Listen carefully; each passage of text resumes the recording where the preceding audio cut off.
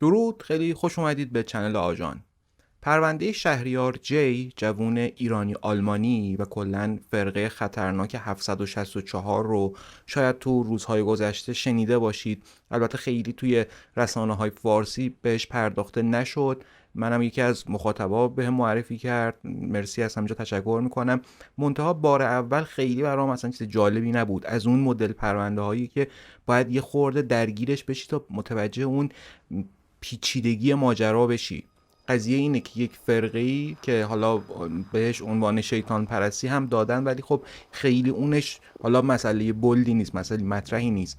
اینا کارشون اینه که افراد رو، خصوصا بچه ها و نوجوان ها رو اخفال بکنن، زیر فشار قرار بدن به روش های گوناگون و از اینها فیلم های جنسی و غیر جنسی بگیرن و بعد به خاطر اون تمایلات سادیسی اینها رو تحت فشار قرار بدن. یعنی صرفا بحث پولم نیست که بخوان اخاذی بکنن، اصلا یه مدل خاصی از جرایم سایبری و شهریار هم یکی از رهبران اینها در سطح اروپا، خصوصا تو آلمان بوده. حالا میپردازیم کامل بهش.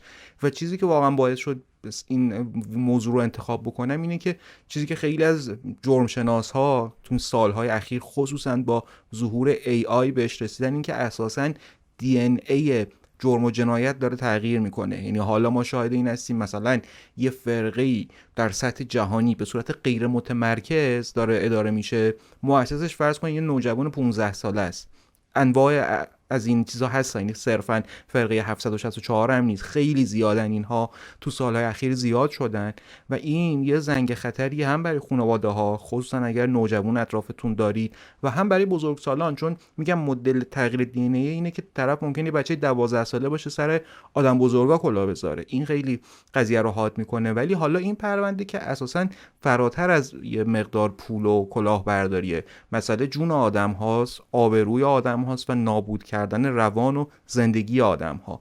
اول میپردازیم به این گروه، آشنا میشیم و حتما شهریار رو هم که اصل موضوع کامل بررسیش میکنیم که چه کارایی کرده، اصلا چرا همچین کاری کرده، مدل کاریش چی بوده. Seit Juni sitzt er hier im Jugendgefängnis Hannover-Sand. Shahriar J. alias White Tiger. ژانویه 2022 بود که پلیس امریکا میره و توی یک پارکینگ یک فروشگاه مواد غذایی جنازه یک نوجوان 14-15 ساله رو به اسم جی تیلور پیدا میکنه، در حالی که یک طناب سفید رنگ دور گردنش بوده و یه خورده اون طرفتر گوشی موبایلی قرار داشت که مشخص بوده داشته از خودش فیلم برداری میکرده و خب موقعی که رسیده بودن دیگه این تموم کرده بود.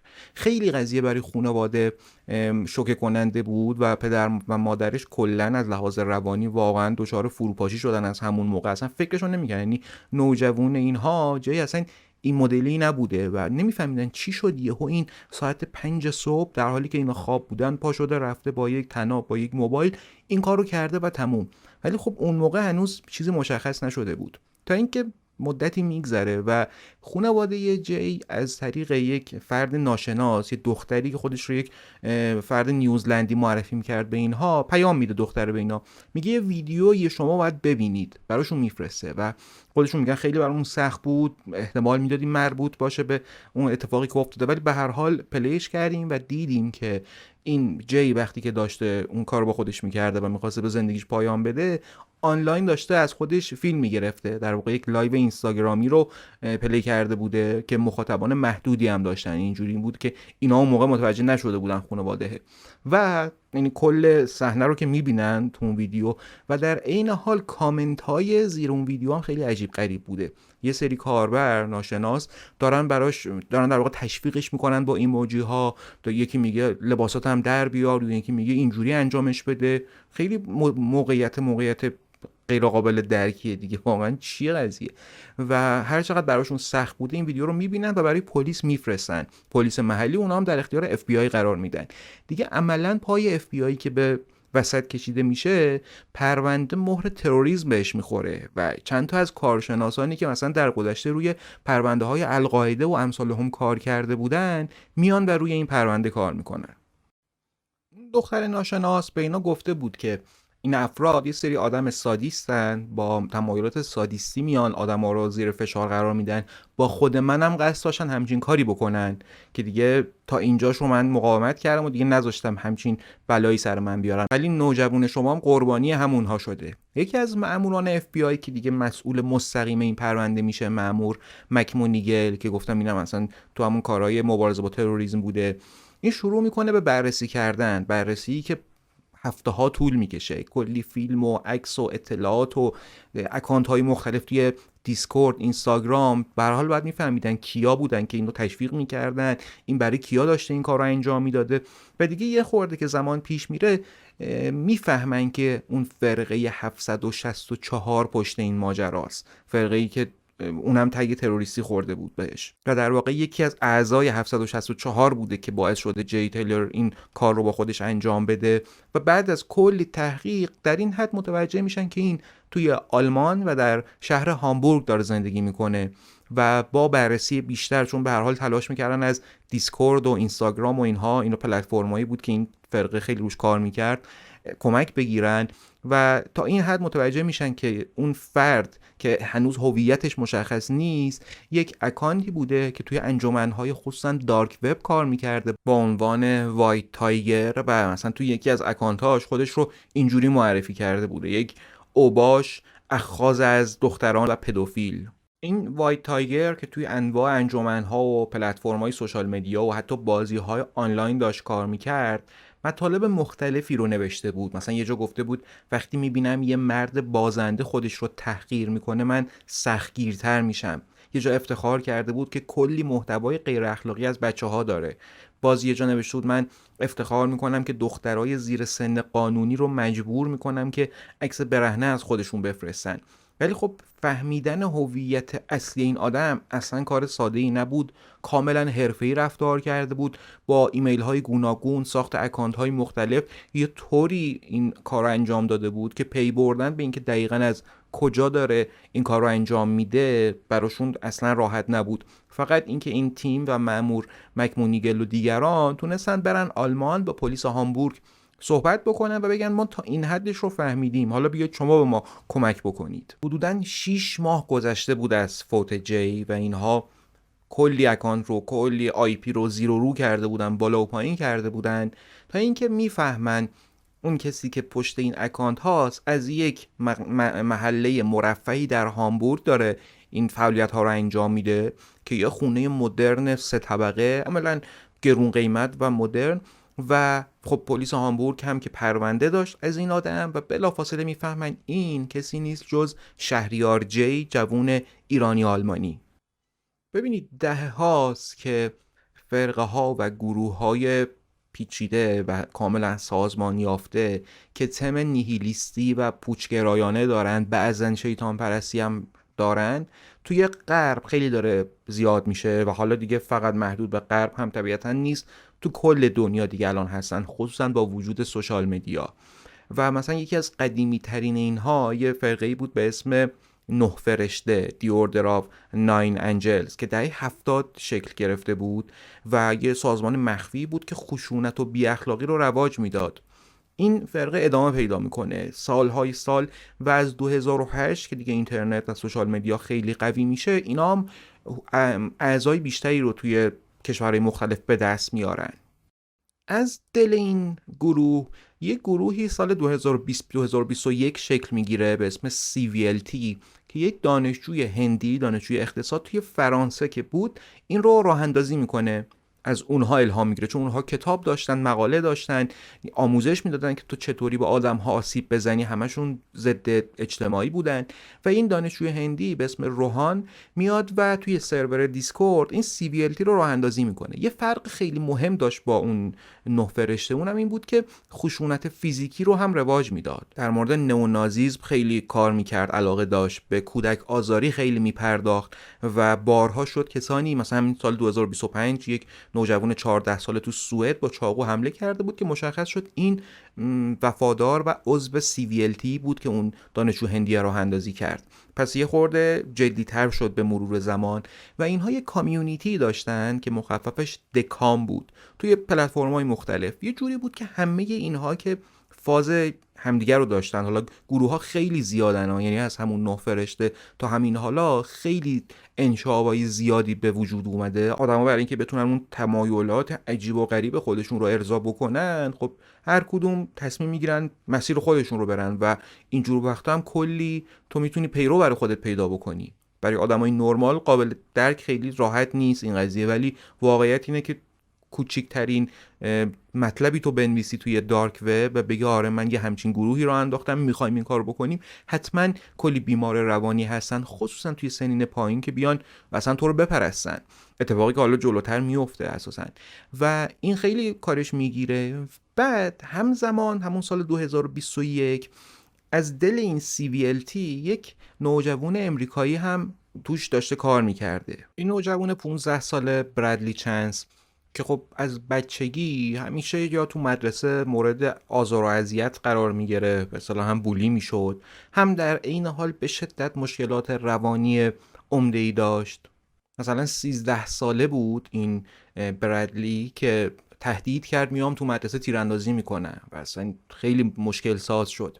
این تو همون موقعی که روحان دانشجو هندیه اون سرور رو راه اندازی کرده بود و داشت ترویج میکرد خشونت و کودک آزاری و اینها رو، این به نوعی پناه میاره و میگه چقدر خوبه برای من. شروع میکنه اون مطالبی که اونا مینوشتن تو اون سرور رو میخونه، یاد میگیره چطوری میشه با آدما ارتباط گرفت، چطوری میشه اکانت های مختلف ساخت، بری مخ آدما رو بزنی، ازشون اخاذی بکنی. اینا رو یاد میگیره تو سن خیلی پایین. دقیقاً از همون آدمای درونگرایی بود که هوشش خیلی بالا بود، ولی خب اینقدر اینو کوبیده بودن تو جامعه و اینقدر توی خونه و خانواده سرخورده شده بود که دیگه حالا پناه میاره به اینجور کارها. از همون 2021، یعنی خیلی زمانی هم نمیگذره از آشناییش با این گروه، میاد و فرقه خودش رو راه میندازه و خب چون ساکن یکی از مناطق تگزاس هم بود، این 764 رو از زیپ کد اونجا میگیره برای نام سرور خودش. یه اتفاقی هم میفته، اینم مشخص شده توی پروندهش، این بود که توی بازی ماینکرافت، بازی آنلاین، آشنا میشه با یک فرد ناشناس که سنش هم بیشتر از خودش بوده و اون اینو برادلی چانس کدنهد رو علاقه‌مند میکنه به تماشای تصاویر خشونت‌آمیز خصوصا از کودکان. با دیدن اونها دیگه کلا مسیرش اصلا میره سراغ این قضیه که چقدر برای من میتونه جذاب باشه از آدم‌ها بتونم همچین تصاویر رو بگیرم. جالبیش اینجاست، یعنی بهتر بگم عجیب بودنش اینجاست که خیلی زمان زیادی نمیگذره که آدمای زیادی رو جذب میکنه. از همین بازی ماینکرافت، بازی روبلاکس و حالا دیسکورد و امثال هم کلی آدم رو میاره و بهشون آموزش میده. چیزهایی که از سرورهای دیگه یاد گرفته بود رو به صورت آموزش مینویسه و به دیگران یاد میده که چطوری برید سراغ نوجوانهای 9 10 تا 17 ساله و متوجه بشید که اینها یا لحاظ روحی روانی ضعف دارن، میتونن قربانی خوبی باشن یا نه. چون طبیعتا اگه آدم نرمالی بود خب خیلی زود قطع ارتباط میکرد دیگه. اینا میرفتن مثلا فرض کن یکیشون به 20 نفر اگر این تور رو مینداخت براش، حداقل یه نفر بود که قربانی مورد نظر باشه و اون ویژگی هایی که اینا میخوان رو داشته باشه و همینجوری باهاش دوست میشدن، طرح دوستی میریختن. کلا بازی های آنلاین کلی خوبی دارن، همین ماینکرافت که خیلی محبوبه. حالا من خودم یکی دو بار بازیش کردم ولی خیلی مثلا برای من جالب نبود، ولی نوجوانایی هستن حتی بزرگسالایی هستن که عاشق این بازیان و خیلی محیط خوبی هم میتونه برای این افراد باشه. هزاران خوبی داره، میتونن ازش پول در بیارن، خیلی کارا. ولی خب هم طبیعتا یه همچین معضلاتی هم از دلش بیرون میاد دیگه. این برمیگرده به نظارت خانواده ها.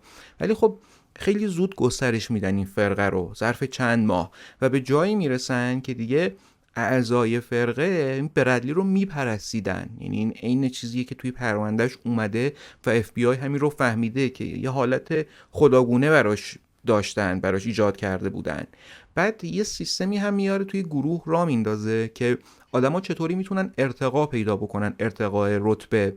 راهش هم این بود که تو هر قدر افراد بیشتری، قربانیان بیشتری رو بیاری، جذب کنی، باهاشون وارد ارتباط بشی، مجبورشون کنی که تصاویر جنسی، غیر جنسی، آزار خودش، آزار خانواده‌اش، آزار کودکان، آزار حیوانات، حتی هر چیزی که کریه، بده، بگیر فیلم عکس برای من بفرست. و بعد که اون طرف حاضر میشد همچین کاری بکنه، حالا پا میذاشتن رو گلوی طرف که تو اولا باید اون کارهایی که ما میخوایم رو بکنی، آسیب‌های بیشتری بزنی، وگرنه شماره خانواده و اطرافیانت هم که گرفتیم از خوده، چون دوست شده بودن دیگه به صورت آنلاین، آبروت رو میبریم. و عملا طرف دیگه هیچ کاری نمیتونست بکنه، چرا که اینا هدفشون مشخص بود. بخشی از اون محتوا رو توی دارک وب به فروش میگذاشتن، برخیشون هم که کلا اصلا هدفشون پول نبود، پخش میکردن تا آبروی اون آدم بره. بعد همه این محتواها رو به صورت اسناد دیجیتالی در می آوردن و توی اون کامیونیتی خودشون به اشتراک میذاشتن. هر کسی که اسناد دیجیتالی بیشتری درست میکرد رتبه بالاتری رو دریافت میکرد. به اینا میگفتن کتاب‌های افسانه، لور بوکس. تو همون سال 2021 این برادلی رو گیر میندازه پلیس امریکا و طی ماها محاکمه نهایتاً بهش 80 سال حبس میدن. و چند وقت بعد هم این فرقه 764 میره زیر مجموعه گروه‌های تروریستی. ولی خب ادامه پیدا کرد و کلی زندگی از بین رفت، کلی پرونده باز شد، 10 پرونده که آدم‌هایی که خودشون رو میکشتن و مقصر اینها بودن، چون اینها اون افراد رو انقدر زیر فشار قرار داده بودن که و این رو ازشون میخواستن که تو اصلا این کارو بکن و آدم‌ها میپذیرفتن. مدل کاریشون هم این بود که خب یاد میگرفتن چطوری از نقاط ضعف روحی روانی این بچه‌های 14 15 ساله اینجوری استفاده بکنن. این اون چیزی بود که تونسته بودن طی ماه‌ها هی قوی و قوی‌تر بشن توش. و خب خیلی هم سعی کردن اینها رو بزنن. مثلا همین دیسکورد حدود 34,000 تا اکانت و سرور و اینها رو بست.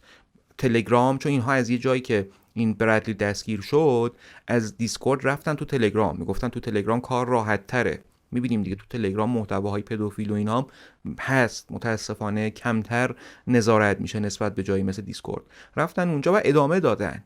کلی اکانت بسته شده تو فیسبوک، تو اینستاگرام، حتی تو تلگرام، ولی اینا تا همین حالا ادامه دادن کار خودشون رو. خب شهریار جی هم که فامیلیش رو هنوز رسانه‌های آلمانی منتشر نکردن، به خاطر اینکه از یه خانواده سرشناس هم هست و هنوز خلاصه نخواستن خیلی، حتی عکسش هم تا یه مدت شطرنجی منتشر میشد. این جوون توی ایران به دنیا اومد و تو سن پایینی هم بود که با خانواده کلا مهاجرت کردن اومدن آلمان.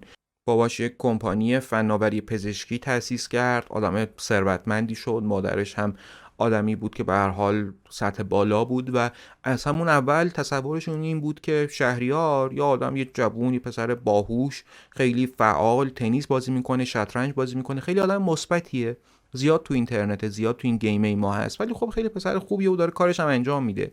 و حتی در ادامه که سنش هم بالاتر میره توی یک دانشگاه خصوصی و تو رشته پزشکی تحصیل میکنه. جالبه که روانشناس هایی که رو پروندهش کار کردن گفتن دلیل این که تو اون سن 17 سالگی رفت و پزشکی خوند این بود که احساس میکرد از این طریق بهتر میتونه آدم هایی که میتونن قربانیش باشن رو پیدا بکنه، آدم های ضعیف رو پیدا بکنه. گفتم دیگه تو یکی از اکانتاش نوشته بود که وقتی میبینه آدم ها ضعیفن و دارن خودشون رو تحقیر میکنن سختگیرتر میشه. یعنی از اون جنس آدم هاست که میگه آدمای ضعیف اصلا نباید باشن. این یکی از چیزای مشترک ها بین فرقه 764. این زیاد شنیده شده، FBI این رو منتشر کرده که خیلی هاشون میگفتن ما اصلا این کارها رو میکردیم چون اعتقادمون این بود که آدمای ضعیف رو باید از بین ببریم. دنیا جایی برای آدمهای ضعیف نیست و ما اینجوری میخواستیم مقابله بکنیم با این مدل آدمها. شهریارم پس از همون سنین نوجوانی این فازو داشته. در واقع از 2019 کارش رو شروع کرد، زمانی که یه نوجوان بود، 15-16 سالش بود و اصلا با این فرقه اینا آشنام نشده بود. تصاویرش هستی که مثلا بچه بوده کنار یه تانک آلمانی عکس گرفته توی موزه جنگی، یا مثلا یه عکس ازش منتشر شده لباس زنانه پوشیده، خودش رو شبیه زنها کرده. یه عکس دیگه از لباس یک افسر نازی رو پوشیده، شمشیرش رو گرفته بالایی. مشخص علاقه‌مندیاش چطوری بودن. ولی از همون 2019 که میخوره به کرونا و دیگه ایزوله میشه توی خونش، تمام وقت تو اینترنت بود. باباش میگه از صبح تا شب کلا توی گوشیش بود و از همون موقع شروع میکنه به این کارها.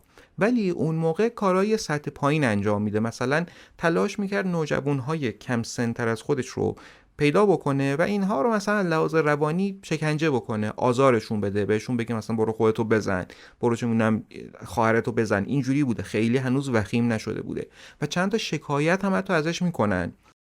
و دیگه به سال 2021 که میرسه اینجوریه که خانواده‌ها زیاد میشن، خانواده‌های شاکی. پلیس هامبورگ تماس میگیره، شهریار و مادرش میرن ساختمون پلیس برای یک مصاحبه. یه سوال جواب میکنن ولی خب خیلی جدیش نمیگیرن، میگن این پرونده کوچیکه، جرم کوچیکیه. 2-3 روزه جمع میشه قضیه و اینا برمیگردن خونه و روز از نو روزی از نو. بعدن هم که دیگه با این 764 آشنا میشه خیلی سریع رشد میکنه به دلایل گوناگون دیگه. هوش بالا، اون چیزایی که اینا انجام میدادن و این خودش قبلتر داشته انجام میداده و ظرف یه مدت کوتاهی این میشه یه جورایی رهبر 764 توی آلمان. بقیه زیر دست این بودن. این خیلی زود ارتقا پیدا میکنه تو فرقه. تا اوایل 2022 خیلی ها رو تونسته بود اینجوری اذیت و آزار بکنه و تحت تاثیر قرار بده، تا اینکه قضیه جی تیلر اتفاق میفته. ماجراش چی بوده در اصل؟ شهریار یه دختر 12-13 ساله‌ای رو پیدا میکنه، باش ارتباط میگیره و دقیقا همون متد رو سر این پیاده میکنه دیگه. برو مثلا یه پرنده‌ای رو له کن، اینجوری کن اونجوری کن، رو دست خودت نمیدونم اینو هک بکن، با خون خودت بنویس 764، از این کثافتکاری‌ها. و دخترم خب سنش هم کم بوده و تحت تاثیر قرار میگرفته دیگه. خیلی از اینها یا عاشق شهریار میشدن چون بسیاری از قربانیاش دختر بودن. توی پرونده روانشناختیش هم هست که این یک تمایل به کنترل دیگران داره و 2 تمایلات شدید جنسی، بیشتر سمت دخترها میرفته شهریار. اینم خب پا بوده برای اینجور کارا، تا اینکه شهریار تشویقش میکنه که تو باید به زندگی خودت پایان بدی و از خودت به صورت لایو فیلم بگیری. و این دختره موافقت نمیکنه، میگه که نه، من حاضر نیستم همچین کاری رو انجام بدم. میگه که من فهمیدم توی این 764 این قضیه که تو یکی رو ترغیب بکنی به این کار خودش رو بکشه و از خودش آنلاین فیلم بگیره دیگه خیلی دستاورد بزرگیه. یعنی آدمایی که میخوان تو 764 خیلی دیگه ارتقای رتبه عجیب غریب بگیرن اینو انجام میدن. به همین خاطر میدونستم برای شهریار مهمه. نگفته که به خاطر علاقش به شهریار تصمیم میگیره کمکش بکنه یا به خاطر اینکه دست سرش برداره. واقعا دیگه یه دختر 12-13 ساله خب تو اینجور موقعیتات واقعا نمیشه انتظار خاصی داشت، اونم همه اینها که مشکلات روانی شدیدی داشتن. میگه من بهت کمک میکنم به شهریار و یکی دیگر رو برات پیدا میکنم که این کار رو انجام بده. بهش آموزش میده که چطوری بری با آدم‌ها ارتباط بگیری، چطوری بهشون نزدیک بشی، تا اینکه این دختره با جی آشنا میشه و حتی گفته شده جی در ابتدا مقاومت کرد، گفت نه چتش هست، با هم دیگه چت کردن. بهش میگه فکر کن به این کار، اونم فکر میکنه. جی میگه به نظر من زندگی هنوز یه سری چیزا داره که بخوام به خاطر زندگی بکنم، اصلا چه دلیل داره بخوام همچین کاری بکنم. تا اینکه این دختره کارهایی میکنه که اون نظرش برمیگرده، من جمله اینکه میگه من میخوام با تو همزمان خودم هم همین کارو بکنم، بیا با هم به زندگیمون پایان بدیم. اینا خیلی تاثیر میذاره روی روان جی و اون در نهایت میپذیره. و اون روز صبح که جی بلند میشه بره اون کارو انجام بده و از خودش فیلم بگیره، شهریار هم با اکانت یک دختر، اکانت جعلی بود تو چتش و این گفت که لباساتو در بیار و راهنماییش میکرد. همه اینها ثبت شده بود. بعد این ماجرا که دیگه اون مأمور مکمونیگل و اینها رفتن هامبورگ با پلیس آلمان صحبت کردن، خب ماها کار کردن و از دید FBI همه چیز آماده بود که اینا برن شهریار رو دستگیر بکنن، ولی این اتفاق نمیفته. سال 2023 ماها بعد فقط میرن شبانه یورش میبرن به خونه شهریار و خانواده‌اش، اون گوشی و لپتاپ و چیزای الکترونیکی داشته رو میگیرن برای بازرسی، ضبطش میکنن و این هیچ اتفاقی براش نمیفته. پلیسای FBI شوکه شده بودن که بابا ما که همه چیز رو دادیم، ولی خب پلیس آلمان همیشه جوابش این بود که نه، پیچیدگی داره قانون آلمان، ما نمیتونیم بر اساس اسنادی که FBI جور کرده اقدام کنیم این رو بازداشت و زندانی بکنیم، باید خودمون از صفر تحقیق بکنیم، تک تک اسکرین شات ها، تک تک اسناد رو خودمون باید بشینیم بررسی بکنیم. این میشه که شهریار همچنان آزاده و داره ادامه میده به کارهاش، با قدرت هم ادامه میده. خیلی هم پروندهاش بیشتر میشه از 2023 به بعد. و همین مأمور مکمونیگل خودش هم بچه داشته و خیلی تحت تاثیر قرار گرفته بود دیگه. اول میاد میگه منو از این دایره بذاری تو دایره کارهای اداری و بعدم استعفا میده 2024 از FBI. کلا دیگه خسته میشه، اصلا میکشه کنار از این ماجراها. زمانی که پلیس یورش برد به خونه اونها، چیزای عجیب غریبی هم تو خونش پیدا شده، یعنی چند ترابایت فیلم غیر اخلاقی کودکان، ویدیوهای خیلی خشن از قتل عام، دستورالعمل برای ساخت سلاح و چه میدونم ساخت انواع بمب و کلی چاقو، پنجه بوکس، حتی سلاح گرم، لاشه حیوانات، دفترچه راهنمای ساخت تسلیحات شیمیایی و بیولوژیکی. خیلی عجیب غریب بوده دیگه. یعنی همینا تو مثلا کشورهای دیگه کافیه یه آدمی حسابی دچار دردسر بشه، ولی این آزادانه داشت کارش رو میکرد. مکمونیگل میره سراغ رانندگی کامیون، مدت‌ها میره اصلا سراغ اون شغل و دیگه خسته میشه و شهریار هم به کاراش ادامه میداد تا اینکه 18 جون 2025 میرسه. این افسر سابق اف بی آی پشت رول بود، داشت رانندگیشو میکرد که یکو همکار سابقش تو اف بی آی باهاش تماس میگیره و میگه که آره این شهریار بالاخره دستگیر شد بعد از ماها. میزنه کنار، اصلا گریه میکنه و باورش نمیشد که این اتفاق افتاد، چون خودش میگه من همیشه درگیر این بودم که بابا این همه نوجوان مثل جی این اتفاقات براشون افتاده و خواهد افتاد و کسی که ما میشناسیم از رهبران فرقه است الان آزاد داره میچرخه، چرا باید اینجوری باشه؟ یه نکته خیلی مهم که راجع به پرونده شهریار هست اینه که اتهامات اولیه‌اش 123 تا اتهام بوده. بعد از محاکمات نهایی تعداد اتهاماتش به 204 تا میرسه که شامل یک قتل و 4 تا تلاش برای قتل هم میشده. خب نشریات آلمانی زیادی این سوالو طرح کردن که چرا این زودتر گیر نیفتاد و این همه اضافه شد به کارهاش. و پلیس آلمان هم توی اون صحبتایی که میکنه دائما مسئله پیچیدگی رو مطرح میکنه که ما نمیتونستیم، باید صبر میکردیم و کار میکردیم رو پروندهش. شهریار الان توی زندان جوانان هامبورگ. امسال کلی آدم دیگه دستگیر شدن از این فرقه، تو امریکا، تو رومانی، تو برزیل، تو انگلیس، خیلی کشورهای گوناگونی هستن. حالا اسم ایران هنوز نیومده، بعید نیست واقعا با وجود سوشال مدیا. حالا حساب کنید شما مثلا کشوری مثل آلمان و امریکا که اینقدر اون نهادهای ناظر حساسن، باز اینجوری داره میشه. جایی مثل ایران که اساسا نهادهای مربوط به این حوزه اصلا عقبن، ماها بلکه سالها عقبن از این ماجرا، اصلا نمیدونن چی داره میشه. چقدر میتونه خطرناکتر باشه حتی برای نوجوانای ما تو ایران.